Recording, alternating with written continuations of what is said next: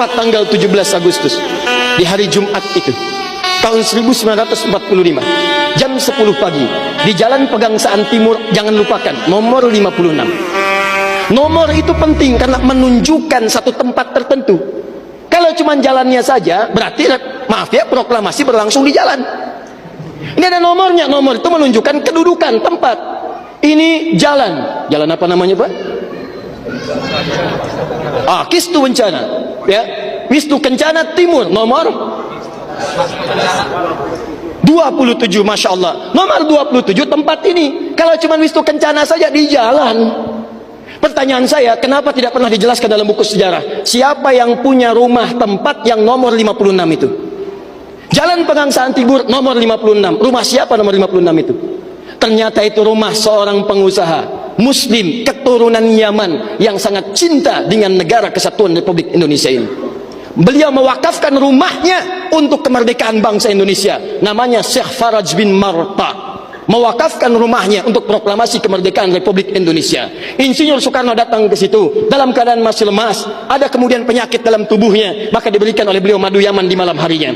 Siang-siangnya sudah fresh, dalam keadaan yang baik, maka digelorakanlah kemudian di sampingnya ada Bung Hatta, proklamasi sampai dengan ujungnya. Teman-teman, proklamasi 17 Agustus tahun 1945 itu memiliki saham yang kuat dari pertemuan-pertemuan dan perjuangan para ulama. Karena itulah teriakan takbir yang digelorakan oleh Bung Tomo dari Surabaya itu, Allahu Akbar, Allahu Akbar. Terjemahan takbir itu kalau diterjemahkan dalam bahasa Indonesia adalah Allah yang maha besar, Allah yang maha kuasa. Kalimat Allah yang maha kuasa itu Negara Kesatuan Republik Indonesia mengapresiasi dan menanamkan dalam undang-undangnya. Baca pembukaan Undang-Undang Dasar. Atas berkat rahmat Allah yang maha kuasa. Kalimatnya Allah, tidak ada yang lain lagi.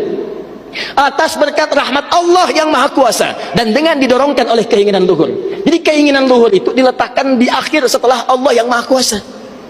Karena dari dulu itu memang punya keinginan luhur, pengen merdeka, tapi belum dapat.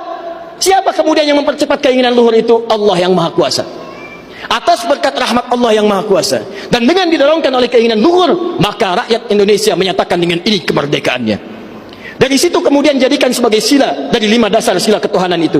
Ketuhanan yang Maha Esa, sila yang pertama. Siapa ketuhanan yang Maha Esa itu? Dalam pengertian kita, Esa artinya Ahad. Qul huwallahu ahad. Ditafsirkan kemudian dengan perlindungan dari negara, pasal 29 ayat 1 untuk dasar negaranya. Negara berdasar atas ketuhanan yang Maha Esa.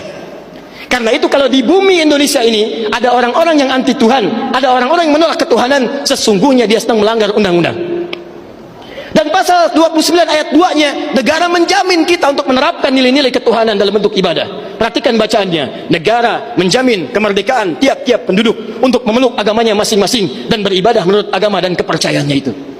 Bagi kita pengajian adalah ibadah, salat adalah ibadah, zakat adalah ibadah, taklim seperti ini adalah ibadah. Jadi taklim pun dilindungi oleh undang-undang, taklim pun didukung oleh negara, dan kalimat takbir pun itu adalah kalimat takbir yang tertuliskan dalam undang-undang dasar kita.